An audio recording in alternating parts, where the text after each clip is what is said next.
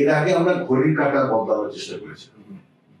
ঘড়ির কাঁটা আমাদের সাধারণ মানুষের পক্ষে কোনো একটা দিন সকালে উঠে কাঁটা 1 ঘন্টা এগিয়ে দেওয়া, কাঁটা পিছিয়ে দেওয়া, এটা করা সম্ভব। কিন্তু যেই পারপাস এটা করা, অর্থাৎ ডেলাইট সেভিং, ডেলাইট ব্যবহার করা, সেটা খুব সহজেই করা যায় যদি আমরা অফিস টাইমটা summer office time and winter office time.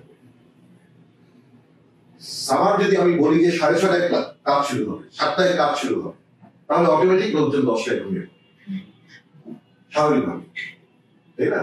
So instead of turning back the clock, you shift the office times, bank times, school times, এগুলো সব চেঞ্জ করে দিলে আমি সারাদিনের ডেলাইটটা ইউজ করতে পারবো, 10টা-11টার সময় আমার ডিমান্ডটাকে কাট করতে পারবো।